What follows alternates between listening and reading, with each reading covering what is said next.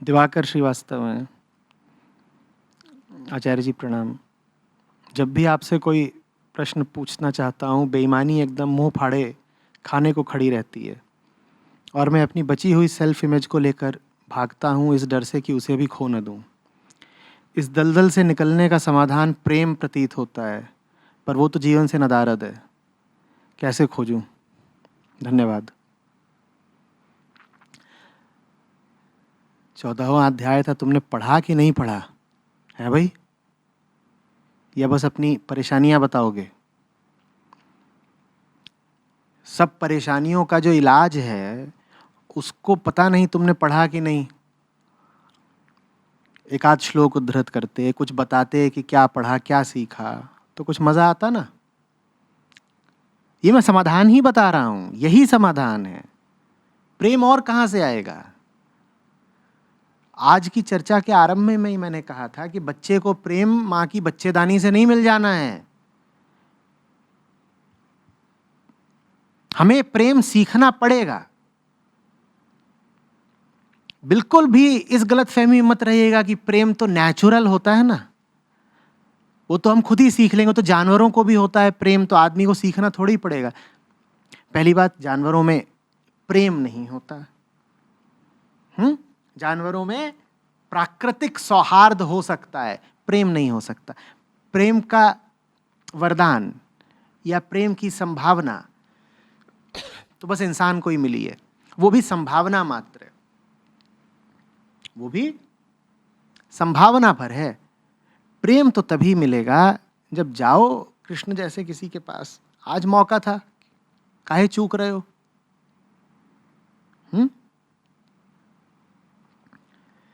हमारी जो रोजमर्रा की उलझनें होती हैं उनको अगर आप सीधे सीधे सुलझाने चलेंगे तो सुलझने नहीं वाली हैं। जैसे कि किसी की खाल पर एक छोटा सा धब्बा दिखाई देता हो और वो मेलिग्नेंट हो, स्किन कैंसर है, और वो उसको खुरचे कि उस पे मलहम लगाए, कुछ होगा क्या? उसका सीधा इलाज कुछ नहीं है, वो सिस्टमिक डिसऑर्डर है।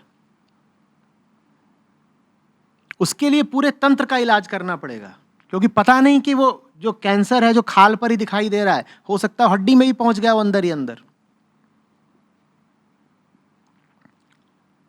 समझ रहे बात को? भूलना पड़ता है अपनी तात्कालिक समस्या को। अपनी समस्या से हट करके प्रयोग के तौर पर किसी ऐसी जगह पर जाना पड़ता है, किसी ऐसे के पास जाना पड़ता है जो आपकी समस्याओं से बहुत ऊपर का हो।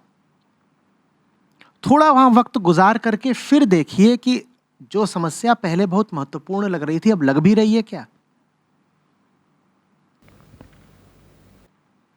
बात समझ रहे हो?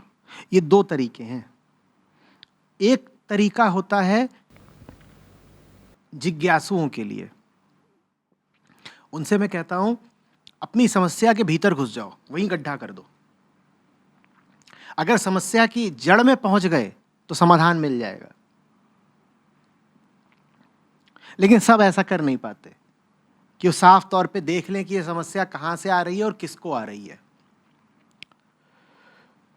तो दूसरा तरीका होता है कि समस्या से बिल्कुल दूर हट जाओ, किसी दूसरी जगह पहुंच जाओ जो तुम्हारी समस्या से बहुत ऊपर की हो, और वहां बैठ के फिर बताओ कि तुम्हारी समस्या कितनी बड़ी है।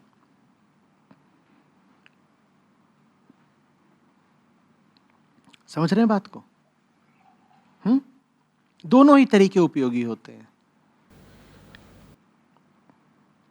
काल और स्थिति पे निर्भर करता है कि आपके लिए कौन सा तरीका चलेगा। आपकी बात जहां तक पढ़ रहा हूं दिवाकर, आपके लिए शायद यही उपयोगी है कि ये जो आपने अपनी समस्या लिखी है इससे थोड़ा दूर जाएं। अभी कृष्णत्व का माहौल है, पढ़ लीजिए गीता।